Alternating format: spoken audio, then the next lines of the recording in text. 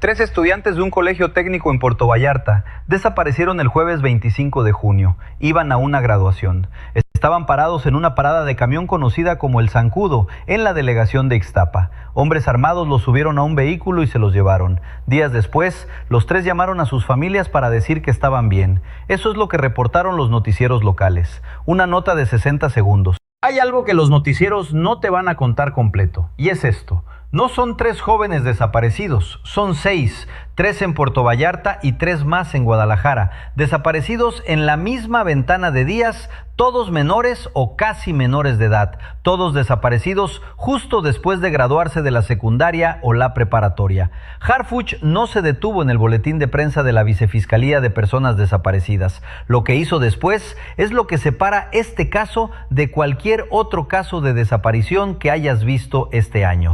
Lo que vas a escuchar tiene 4 capas. La primera es lo que todos saben: 6 adolescentes, 2 ciudades, una fiscal hablando en conferencia de prensa. La segunda es lo que nadie reportó todavía: un patrón de reclutamiento que cruza al menos 3 estados. La tercera es lo que conecta todo: una estructura financiera diseñada específicamente para pagar por adolescentes. Y la cuarta es la que ni la propia Fiscalía de Jalisco ha querido nombrar en público todavía. Te voy a llevar a través de cada una. Si llevas tiempo siguiendo este canal, sabes que cuando Harfuch empieza a cavar, nunca se detiene en la primera pala de tierra. Si todavía no estás suscrito, este es el momento, porque lo que sigue no lo vas a encontrar en ningún otro canal esta semana. El primer dato que cambia todo no es la desaparición en sí, es el momento exacto en el que ocurrió. Los 6 jóvenes desaparecieron entre el 25 y el 30 de junio. Esa no es una fecha cualquiera, es exactamente la semana de clausuras y graduaciones de secundaria y preparatoria en todo el estado de Jalisco. Según fuentes cercanas a la investigación que hablaron con este canal, esa coincidencia no pasó desapercibida para los analistas de la Vicefiscalía de Personas Desaparecidas. Quiero que te detengas un momento en eso. No es un accidente, es un calendario. Alguien en algún lugar diseñó una operación de reclutamiento pensada exactamente para el momento en el que miles de adolescentes jaliscienses salen de una ceremonia, con el teléfono cargado, con dinero de regalo en la bolsa y con varias semanas de vacaciones por delante antes de que alguien note que no regresaron a clases.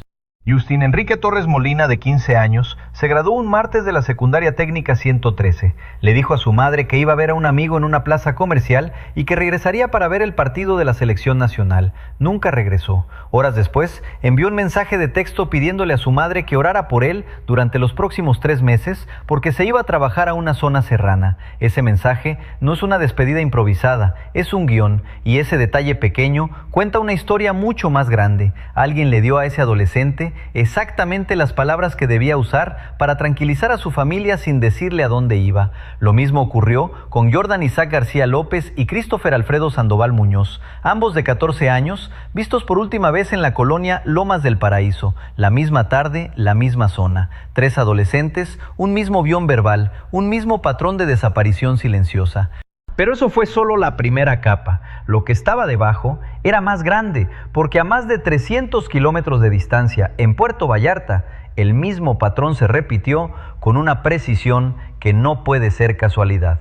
Flor Jocelyn Espinosa Contreras, de 18 años, José Israel Ramos Mejía, de 17, y Elvira Montserrat Guzmán Mascorro, de apenas 14, esperaban un camión en la parada conocida como El Zancudo, sobre la carretera estatal 544, cuando fueron interceptados por hombres armados. Igual que en Guadalajara, hubo contacto posterior con las familias. Igual que en Guadalajara, los mensajes fueron breves, tranquilizadores y diseñados para detener la búsqueda sin resolverla. Cuando Harfuch tiró de ese hilo, comparando cronologías, horarios y guiones de mensajes entre los 2 casos separados por 300 kilómetros, encontró algo que ningún reporte local había conectado todavía. No eran 2 casos aislados, era un mismo método ejecutado en paralelo en 2 ciudades distintas en la misma semana exacta. Ese detalle abrió una puerta, y detrás de esa puerta había un pasillo entero. La vicefiscal Blanca Jacqueline Trujillo Cuevas lo dijo con palabras cuidadosas frente a las cámaras. Existe una línea de investigación que apunta a un esquema de reclutamiento forzado por parte de grupos del crimen organizado que operan en la región. Lo que no dijo en esa conferencia, porque todavía no puede decirlo públicamente, es la estructura completa que hay detrás de esa frase. Según analistas de seguridad consultados por este canal que pidieron no ser identificados, la zona de Iztapa y la periferia de Puerto Vallarta no operan bajo un solo grupo, operan bajo un sistema de células de reclutamiento que trabajan de manera coordinada para el Cártel Jalisco Nueva Generación, cada una especializada en un perfil distinto de recluta. Una célula opera en las paradas de autobús y transporte público de las delegaciones periféricas como Iztapa, buscando adolescentes que viajan solos hacia sus escuelas o hacia eventos escolares. Otra célula opera dentro de las plazas comerciales y centros de reunión de las colonias populares de Guadalajara, como Lomas del Paraíso, identificando adolescentes recién graduados que de repente tienen tiempo libre y ansiedad por generar ingresos. Una tercera célula, la más discreta de las tres, opera exclusivamente a través de redes sociales y aplicaciones de mensajería, contactando previamente a los adolescentes antes de que ocurra cualquier encuentro físico. Según fuentes que hablaron con este canal, el organigrama detrás de estas tres células no es plano. Cada célula de captación reporta a un coordinador regional identificado únicamente con el alias de El Tutor, quien a su vez responde directamente ante la estructura financiera que controla los micropagos en la zona costera. Debajo del Tutor operan al menos 7 reclutadores de campo, cada uno asignado a un municipio distinto de la Riviera Nayarit y la Bahía de Banderas. Ese organigrama no aparece en ningún expediente público todavía, pero es exactamente el tipo de estructura que Harfuch necesita documentar antes de anunciar cualquier detención. Esa tercera célula es la razón por la que la Fiscalía de Jalisco solicitó formalmente reportes a distintas plataformas tecnológicas. No fue un trámite rutinario, fue el reconocimiento de que el primer contacto con estos 6 jóvenes probablemente no ocurrió en la calle, ocurrió semanas antes, en una conversación digital que nadie supervisó. Debajo de esas 3 células hay un nivel de coordinación regional, y encima de ese nivel regional hay nombres que no aparecen en ningún boletín de prensa. Harfuch los tiene identificados en una carpeta que todavía no se ha abierto al público. El territorio de operación tampoco es casualidad. Puerto Vallarta y su periferia funcionan como una plaza estratégica de doble función para el CJNG. Es zona turística de alto movimiento económico y al mismo tiempo es corredor de salida hacia Colima y hacia Michoacán, 2 estados con los que la Fiscalía de Jalisco tuvo que solicitar colaboración oficial apenas se confirmaron indicios de que los adolescentes pudieron haber sido trasladados fuera del territorio jalisciense. Piensa en lo que eso significa por un momento. No es una célula local improvisada, es una ruta logística, con un punto de captación en Jalisco y puntos de destino ya identificados en estados vecinos, diseñada para mover adolescentes reclutados hacia campamentos de entrenamiento fuera del radar de las autoridades locales. Aquí está la ironía que ningún boletín de prensa va a señalar. La misma tecnología que estas familias usaron para difundir las fichas de búsqueda de sus hijos en redes sociales, Facebook, WhatsApp, grupos vecinales, es exactamente la misma infraestructura digital que la célula de contacto previo utilizó para identificarlos semanas antes. La herramienta que debía protegerlos fue, sin que nadie lo planeara así, la misma puerta de entrada que los expuso. Y aquí está la conexión inesperada que ningún medio ha señalado todavía. Los analistas consultados por este canal advierten que este mismo corredor Jalisco-Colima-Michoacán ha sido utilizado históricamente para el movimiento de armas y efectivo hacia el interior del país. La misma infraestructura que mueve dinero y armamento ahora está moviendo adolescentes. No son operaciones distintas, es la misma maquinaria con una nueva mercancía. Quiero que visualices de escena exactamente cómo ocurrió, porque los detalles logísticos que ha reconstruido la Fiscalía son más precisos de lo que cualquier boletín oficial ha admitido hasta ahora. En Iztapa, la parada del Zancudo no fue elegida al azar. Es un punto de la carretera estatal 544 donde convergen rutas de transporte público hacia distintas colonias, lo que significa que cualquier adolescente que espera ahí puede estar solo durante varios minutos sin que ningún adulto conocido lo note. Los reclutadores, según los analistas consultados por este canal, estudian esos puntos ciegos durante semanas antes de actuar. En Guadalajara, la colonia Lomas del Paraíso presenta una lógica distinta pero igualmente calculada. No es una zona marginada en el sentido tradicional, es una colonia donde muchas familias trabajan largas jornadas y donde un adolescente recién graduado tiene, de golpe, varias horas de tiempo libre sin supervisión directa. Ese vacío de tiempo es exactamente lo que la célula de contacto digital explota antes de que ocurra cualquier encuentro físico. Dale like si llegaste hasta aquí, porque esto apenas comienza. Pero toda red necesita combustible, y el combustible siempre es el mismo: dinero. Aquí es donde la historia cambia de dirección completamente, porque el reclutamiento forzado de menores no es gratuito, es una inversión con retorno calculado, y ese cálculo es el que revela la verdadera magnitud de lo que está ocurriendo en Jalisco. Según fuentes de inteligencia consultadas por este canal, el costo operativo de reclutar y trasladar a un adolescente hacia un campamento de entrenamiento en la zona serrana de Michoacán o Colima oscila entre 15,000 y 30,000 pesos por persona, dependiendo de la distancia y del método de transporte utilizado. Multiplica esa cifra por los 6 jóvenes desaparecidos esta semana y estás hablando de una inversión de hasta 180,000 pesos solamente en logística de captación en menos de 7 días. Pero eso es solo la primera capa del dinero. Para entender la magnitud real, sigue el dinero completo. Un adolescente reclutado como sicario o como operador de bajo nivel dentro del CJNG representa, según estos analistas, un costo de manutención mensual de entre 8,000 y 12,000 pesos durante el periodo de entrenamiento inicial.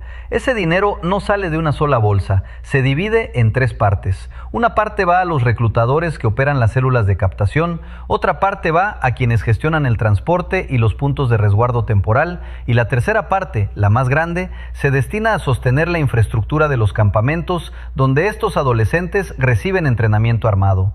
Detente un segundo aquí y procesa esta cifra con una traducción humana. 180,000 pesos es lo que cuesta para una organización criminal convertir a 6 adolescentes recién graduados de secundaria y preparatoria en activos operativos. Es menos de lo que cuesta un vehículo usado, es menos de lo que muchas familias en Jalisco gastan en una boda. Y con ese dinero, el CJNG no está comprando droga ni armas, está comprando vidas humanas todavía en formación. Harfuch pidió algo que ningún reporte anterior de reclutamiento infantil en Jalisco había solicitado: el historial de transferencias de bajo monto realizadas a través de aplicaciones de pago móvil hacia cuentas vinculadas con números telefónicos de la región de Iztapa y Lomas del Paraíso en los últimos 60 días. Lo que encontró, según fuentes cercanas a la investigación, fue un patrón de microdepósitos recurrentes, todos por debajo del monto que activa alertas bancarias automáticas dirigidos hacia números telefónicos que después resultaron estar asociados con los mensajes de tranquilidad enviados por los 6 adolescentes a sus familias. Es decir, no solo les pagaron para irse, les pagaron o les proporcionaron el teléfono para que enviaran exactamente el mensaje que necesitaban enviar para detener la búsqueda sin comprometer la operación. Piensen lo que eso significa por un momento. Mientras las familias de estos 6 adolescentes gastaban fines de semana enteros imprimiendo fichas de búsqueda y compartiéndolas en redes sociales, la organización que los reclutó ya había recuperado a través del valor operativo de esos jóvenes una fracción significativa de su inversión inicial. No hablamos de una operación desesperada o improvisada, hablamos de un modelo de negocio con retorno medido en semanas, no en meses. Y hay algo más que los analistas de inteligencia consultados por este canal subrayan: el hecho de que ninguna de las 6 familias haya recibido una exigencia económica directa no descarta el componente financiero del caso. Todo lo contrario, la ausencia de extorsión confirma que el objetivo nunca fue el rescate. El objetivo fue la incorporación productiva del adolescente a la estructura, algo mucho más rentable a largo plazo para el CJNG que un pago único de rescate. Pero el dinero siempre tiene un destino final, y ese destino tiene nombre. Alguien tenía que estar coordinando esos microdepósitos desde arriba, alguien que no aparece en ningún organigrama público de la célula de Ixtapa. Y aquí llegamos a la capa que Harfuch todavía no ha hecho completamente pública.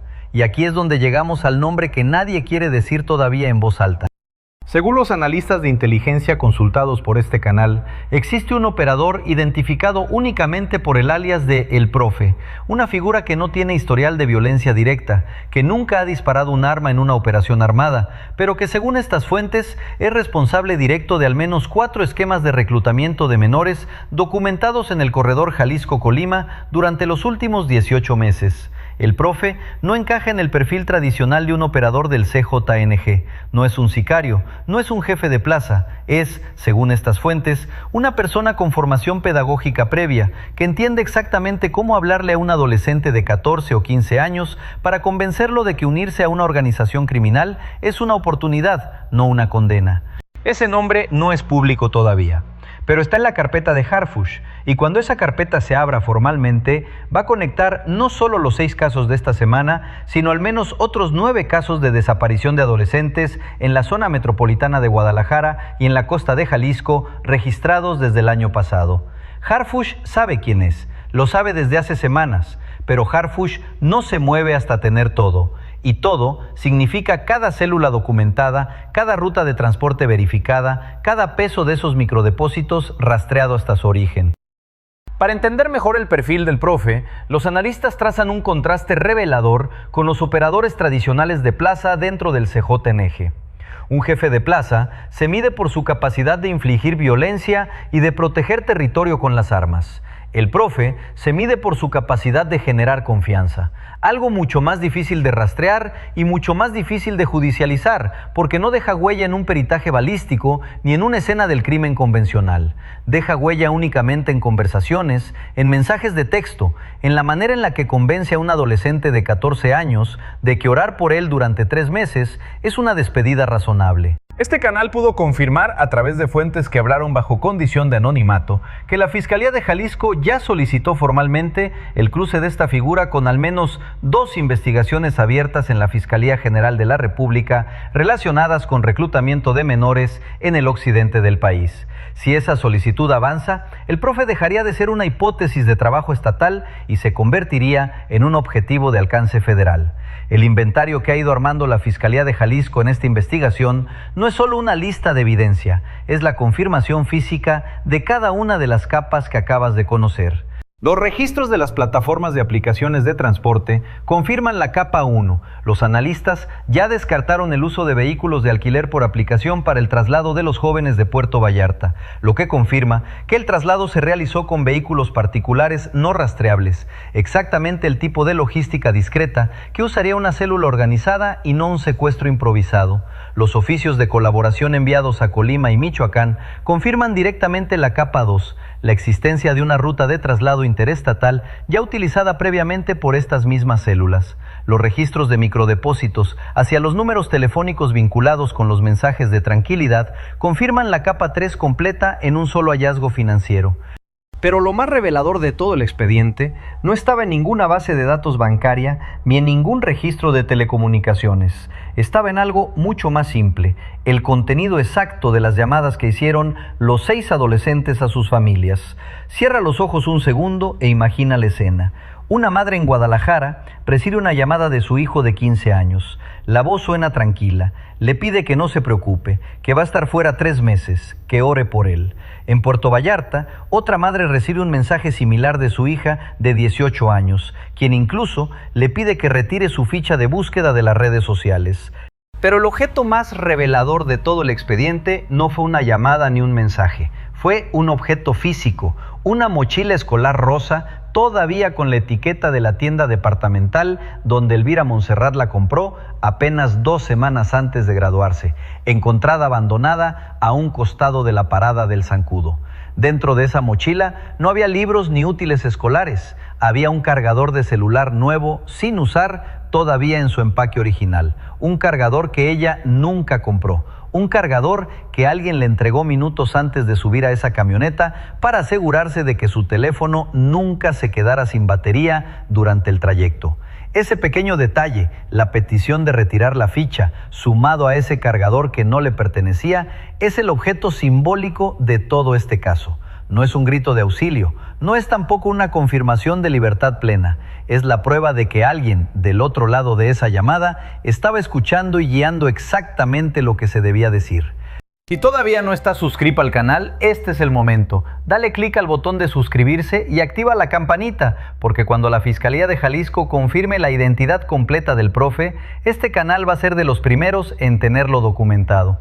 Ahora que conoces las capas, vuelve a escuchar lo que dijo la vicefiscal Blanca Jacqueline Trujillo Cuevas en la conferencia de prensa. Ella dijo, sí es una línea de investigación la probabilidad de que las personas estén bajo el esquema de algún reclutamiento. Seguimos rastreando de qué manera fueron invitadas para algún tipo de situación.